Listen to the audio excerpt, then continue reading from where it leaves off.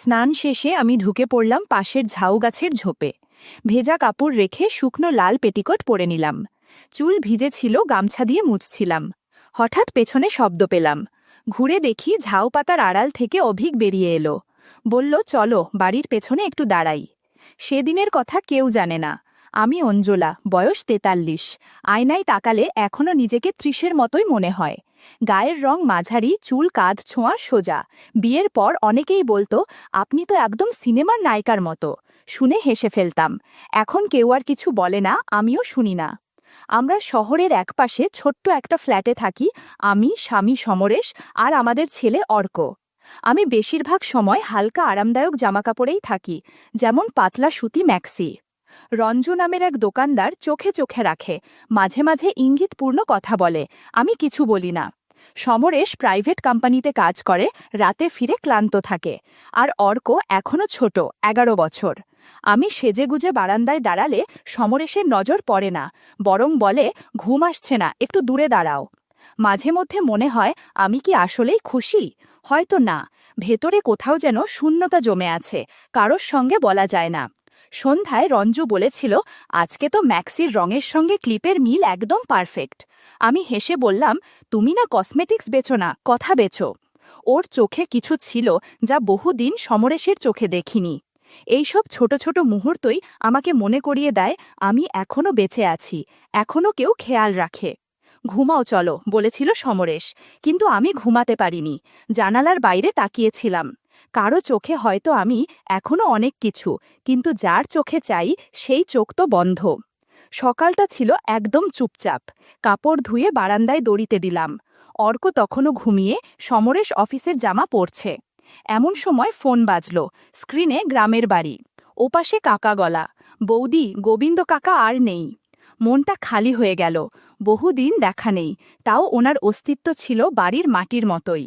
সমরেশ জানল, বলল, আমার যাওয়া সম্ভব না, তুমি বরং অর্ককে নিয়ে চলে যাও, খরচ আমি পাঠিয়ে দিচ্ছি। ওর গলায় অনিচ্ছার চেয়ে বেশি ছিল উদাসীনতা। পরদিন খুব সকালে ট্রেন। ব্যাগ গোছালাম।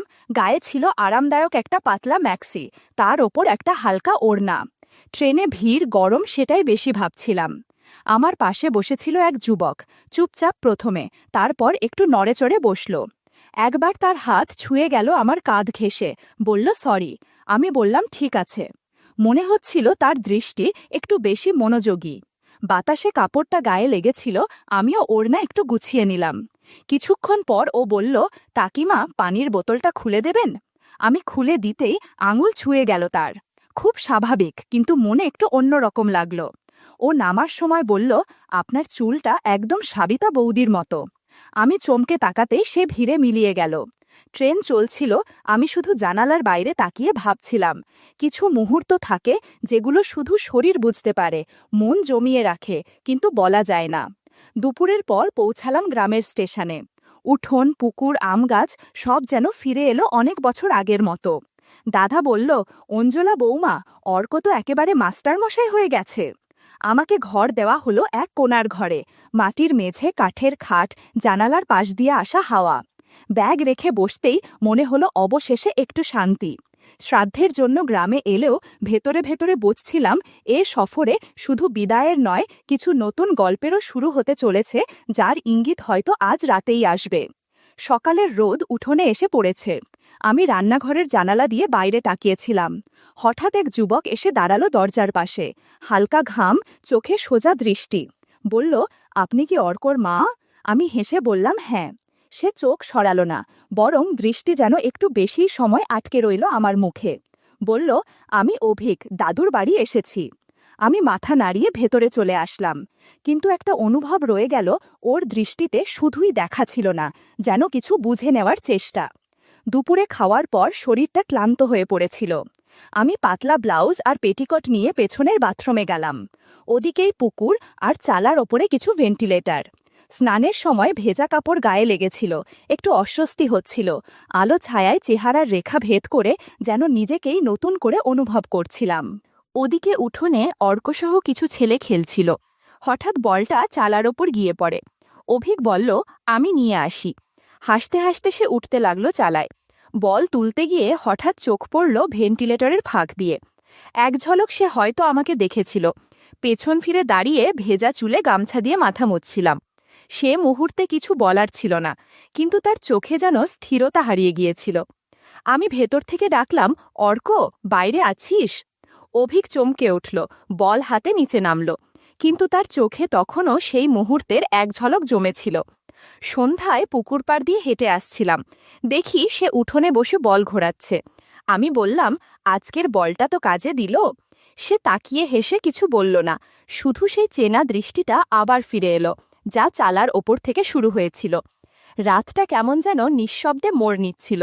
ঝিঝির ডাক, গরম হাওয়া আর চারপাশের নিস্তব্ধতা যেন ভেতরের কোনো দোলানো ভাবনা জাগিয়ে তুলছিল। ঘরে সবাই ঘুমিয়ে পড়েছে। আমি অর্কর পাশে শুয়েছিলাম, কিন্তু ঘুম আসছিল না। একটু হাওয়া লাগবে ভেবে দরজার কপাটটা সামান্য খুলে দাঁড়ালাম। গায়ে ছিল একটানা পরা পাতলা ম্যাক্সি, চুল খুলে পেছনে ফেলেছিলাম।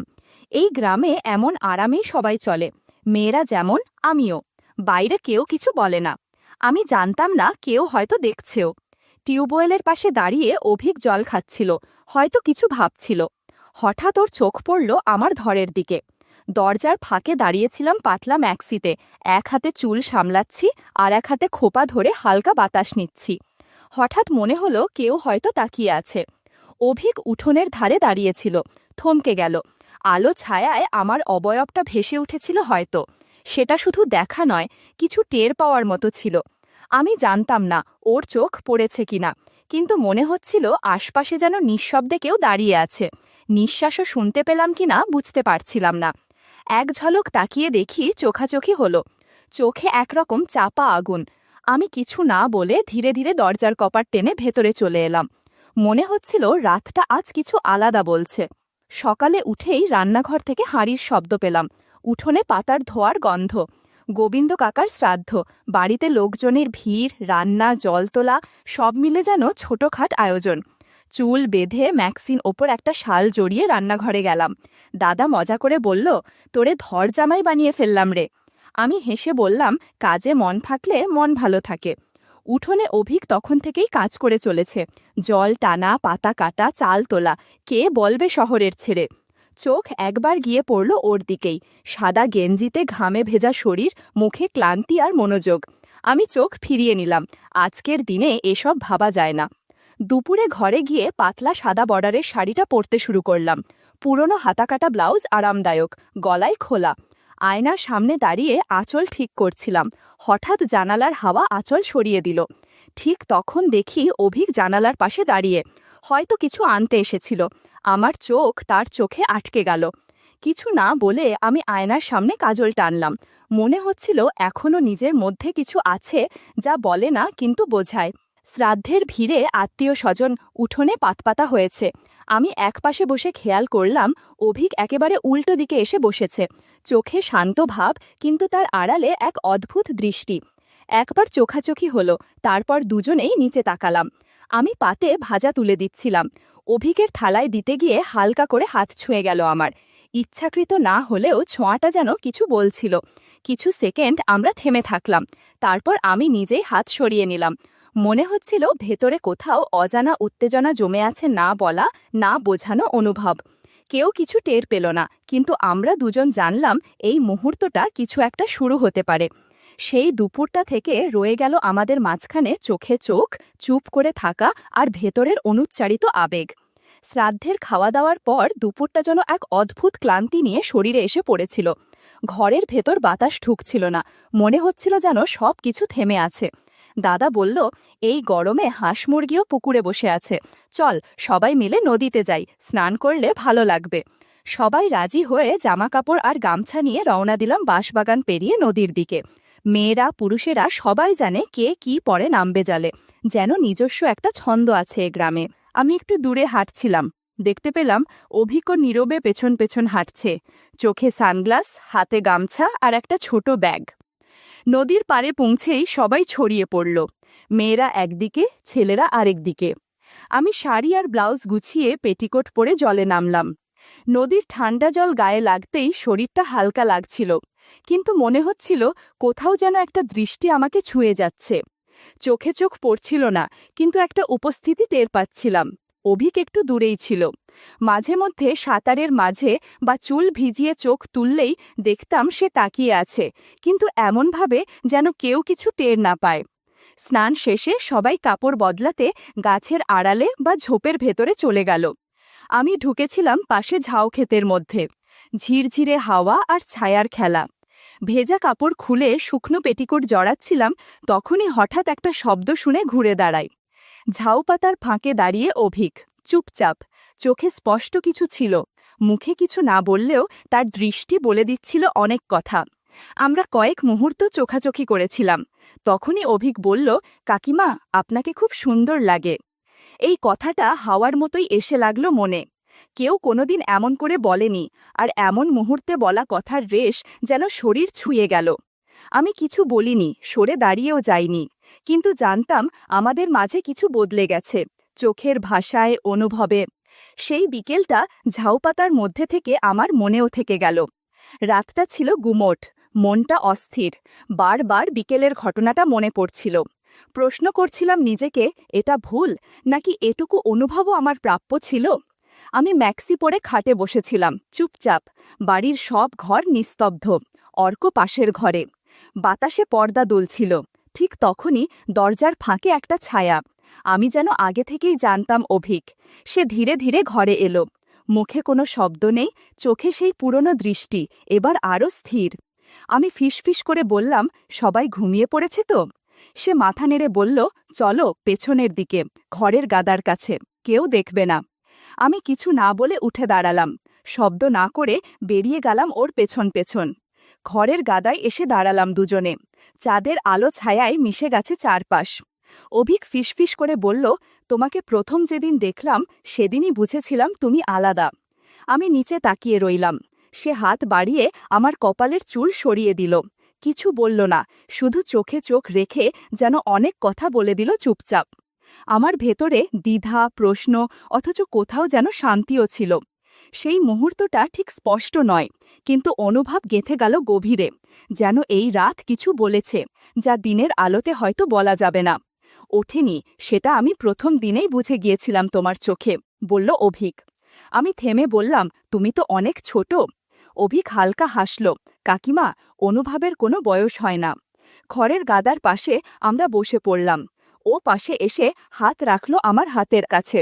সেই মুহূর্তে মনে হচ্ছিল এতদিন ধরে যেটা মনের গভীরে রয়ে গিয়েছিল, সেটা কেউ যেন হঠাৎ ছুঁয়ে দেখল, নিঃশর্তে নিঃশর্তে। আমি চোখ বন্ধ করলাম। কেউ কিছু বলল না, কোনো শব্দ হয়নি, তবু মনের ভেতর কোথাও যেন একটা বন্ধন তৈরি হয়ে গেল। রাতটা নিঃশব্দ, অথচ অদ্ভুতভাবে স্পষ্ট ছিল। আমি অনুভব করলাম চুপ করে কারো পাশে থাকাও গভীর ভালো লাগার মতো। ভোরের আলো ফোটার আগেই অভিক পেছনের রাস্তা ধরে হেঁটে বেরিয়ে গেল। আমি শুধু চুপচাপ তাকিয়েছিলাম, ও ফিরে তাকায়নি। আমি ডাকিনি, কারণ কিছু অনুভব মুখে বললে হয়তো তার জাদু ভেঙে যায়। সেই রাত, সেই মুহূর্তগুলো শব্দহীন, কিন্তু থেকে গেল আমার মধ্যে। ঘরে ফিরে দেখি অর্ক তখনও ঘুমিয়ে। আমি ওর মাথায় হাত বুলিয়ে দিয়ে কাপড় গুছিয়ে নিতে শুরু করলাম। আবার শহরে ফিরতে হবে, আবার চেনা সংসার, কিন্তু মন জানে এবার কিছু বদলে গেছে। দুপুরে আমরা ট্রেন ধরার জন্য রওনা দিলাম। গ্রামের রাস্তা, পুকুর, গাছপালা সব যেন নতুনভাবে দেখাচ্ছিল। ট্রেনে বসে আমি জানালার বাইরে তাকিয়ে ভাবছিলাম, একদিন হয়তো আবার ফিরব এই গ্রামে। যখন অর্ক বড় হবে, তখন নির্ভয়ে আসতে পারব এখানে। হয়তো ঝাউক্ষেতের পাশে দাঁড়িয়ে অভিক তখনও থাকবে। আর সেদিন সবকিছু আবার শুরু হতে পারে, ঠিক যেখানে শেষ হয়েছিল।